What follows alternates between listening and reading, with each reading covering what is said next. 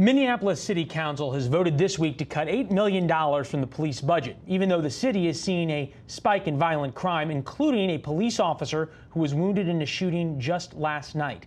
There have been 5,184 violent crimes there in just the last year.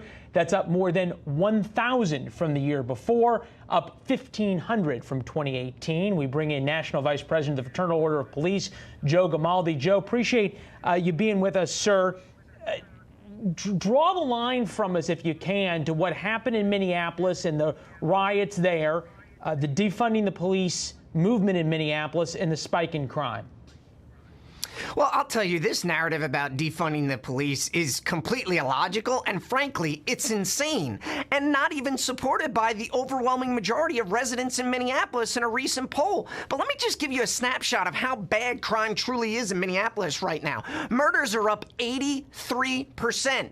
Carjackings, 537%. I mean, I kid you not. It is completely out of control. And now they're talking about cutting $8 million from the budget. What exactly you're going to do with that money? And they're just using vague platitudes of we're going to offer wraparound services for people. Well, excuse me, residents don't want to hear that when people are being murdered wholesale on their streets. In Minneapolis isn't the worst when it comes to the rise in the murder rate. Milwaukee plus 91%, Seattle up 74%, Louisville up 73%, Minneapolis up 73%, New Orleans up 63%.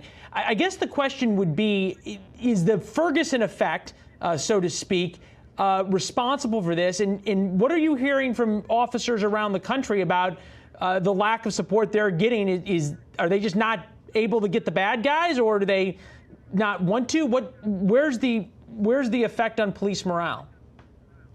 Well, let me tell you right now, the brave men and women of law enforcement who put that uniform on every single day are absolutely doing their job right now. They are catching the bad guys, but what we have is a pattern of rogue prosecutors and judges across this country who are repeatedly releasing people out on PR bonds and sweetheart deals for violent crimes, and we're seeing murder spike in all our major cities. An average of 51 cities across this country show a 36% increase in murders. And then when you have different cities defunding their police, including LA, who saw a 25% spike in murders, and say, we're going to spend that money on other programs, and instead they spent the money on cleaning up the medians. And I'll give these politicians a little tip. The community doesn't give a damn how their esplanades look while people are being murdered in the streets and we have crime victims left and right. Speaking of politicians, Ilhan Omar, Congresswoman from Minneapolis, wrote this: so proud of a number of the people that she listed there who's on the city council for their bold leadership. Transformative change happens when we listen to those most impacted by failed police policies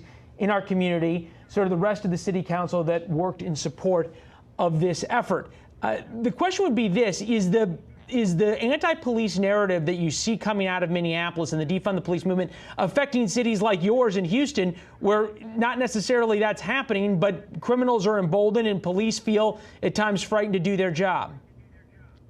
Yes, absolutely. I mean, criminals right now, they know there's no consequences for their actions, and they know that they literally have politicians supporting them right now while they do these crimes. And it's interesting that the Congresswoman would make these types of comments, because you know who's impacted the most by these increases in violent crime?